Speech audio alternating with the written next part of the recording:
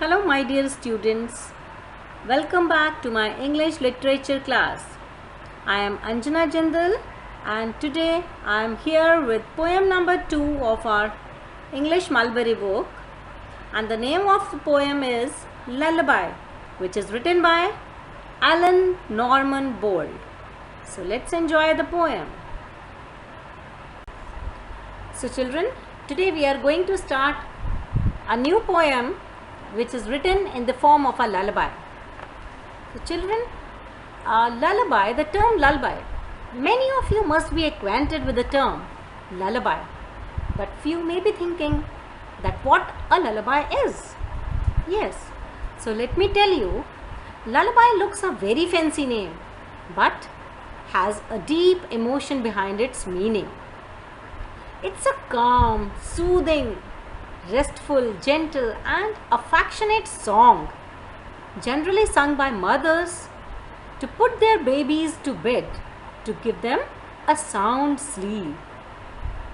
Children, you must have seen in some religious TV shows where mother used to sing a song for her child at night. That is called a lullaby. Okay? As lullabies are sung all over the world. You know, children, all over the world, mothers sing songs for their children, no? At night to give them a restful, peaceful, a sound sleep, isn't it? Yes. So it is in different languages as well, not only in English or Hindi. The lullabies are in different languages. Okay? So now, today our poem is a lullaby. So children, the poem which we are going to enjoy today is written by Alan Norman Bold. He was a Scottish poet born in Edinburgh. He was a biographer and journalist. He also published a biography of Robert Burns in 1973. Okay, so let's enjoy one of his writings, that is a poem, Lullaby. So children, here is the first paragraph of our poem. Close your eyes gently and cuddle in. Keep yourself snug. A new day will begin. So children, here mother has started the lullaby with the first step of sleeping. She is politely asking her child to close his eyes gently. To close his eyes so that sleep may come and take over her child. She then softly asks her child to cuddle. Cuddle means to shift in a comfortable position to sleep, which is generally both hands and legs joined together. Okay, as you can see in the picture also, no? Yeah. And why mother asked to cuddle in? Yes, she asked to cuddle because we can have a good sleep in a comfortable position only, no?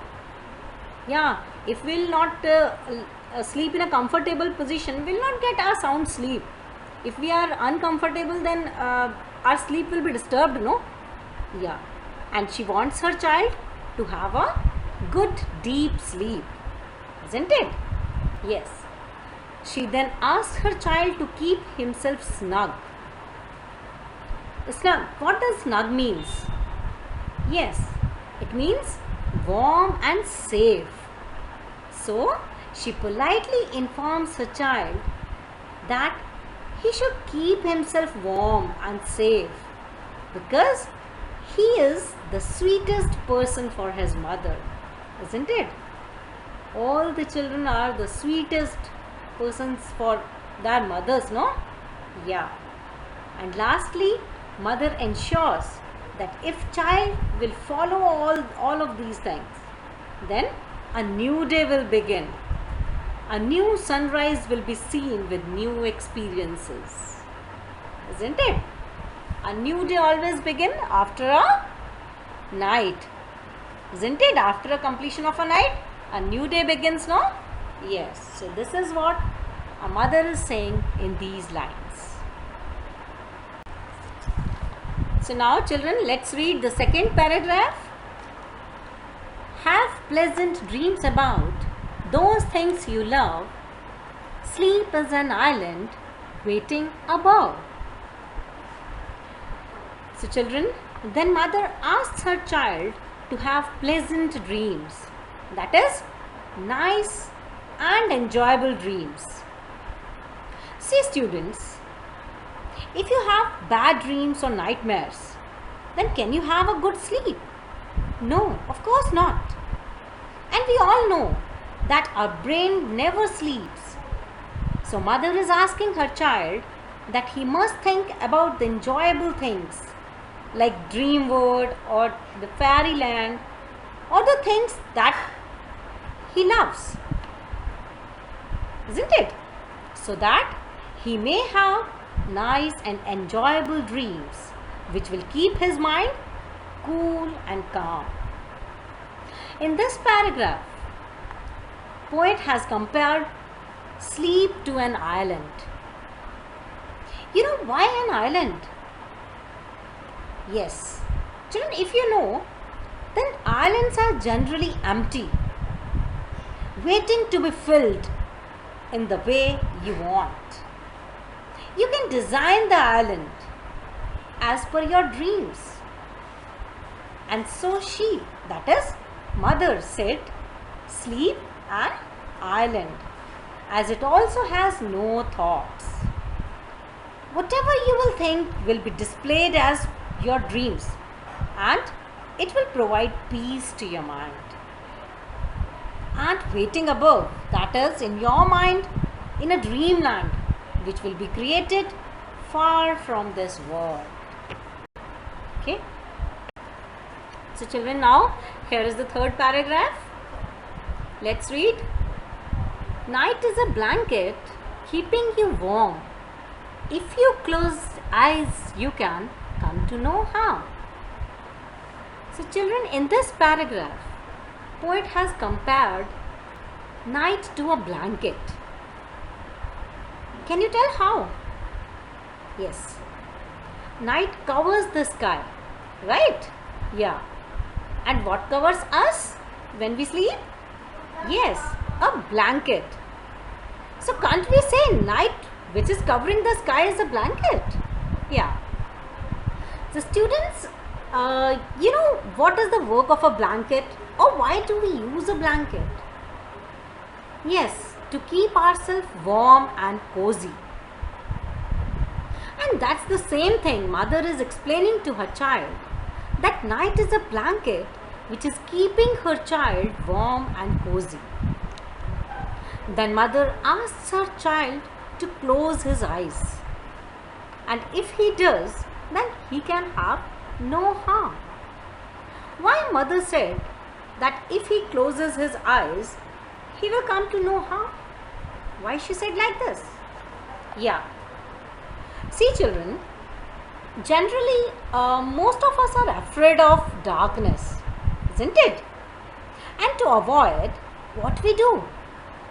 Yes, either we cover up ourselves or we cover our eyes, because when we cover our eyes, we feel safe and we think that nothing could harm us after closing our eyes, isn't it? Yes. So that is the same thing which the mother is explaining to her child, to cover his eyes, to close his eyes, and he will be free from all harms. So children, now here is the last paragraph of our poem. Let's read. Dreams are like journeys drifting along. Rest is a present keeping you strong. So now poet has compared dreams to journeys, isn't it? Why poet has compared dreams to journeys, children? Yes, because in dreams we can travel many leagues, many new places, and traveling is a form of journey, isn't it? Yes, the dreams take us to the places where we want to go, just in a snap. Dreams have no specific path. They move slowly and have no particular direction or end. In dreams, we can go anywhere, wherever we wish. We can travel in the dreams. Isn't it? Yeah, that's why poet has compared dreams to journeys. And students, do you know why do we sleep? Why do we sleep? Yes, to give a proper rest to our body and to remove our tiredness which we feel after working whole day. Isn't it? Yes. So, rest is like a present to us, right? Yeah, it is like a gift which sleep gives us, so that we can keep our body strong, to keep ourselves energized to work more efficiently the following day. Isn't it? When we'll get a proper rest, our body will be energized and we will work more efficiently the next day. Isn't it? Yes. So children, this was all about this poem, Lullaby. Children, here in this poem, poet has used many comparisons. Isn't it? Like sleep is an island, night is a blanket, dreams are like journeys, rest is a present. So these here he has used similes and metaphors, both the comparisons he has used, about about which I'll be explaining you in the next video. Okay. So children, now here are the word meanings, means the meanings of the words which were used in the poem. So let's see. First one is snug, which means warm and safe. Second one is pleasant, which means nice or enjoyable. And the third word is drifting, which means moving slowly in no particular direction. Okay, so these are the word meanings which you have to learn and write down in your Mulberry copy very neatly. Okay. So now children, I hope you all have understood the poem very well. So now it's the time for your home assignment. In your home assignment, you have to read the poem again. Okay. And you have to learn and write the word meanings in your Mulberry copy neatly. Okay. So now, bye bye. Take care children.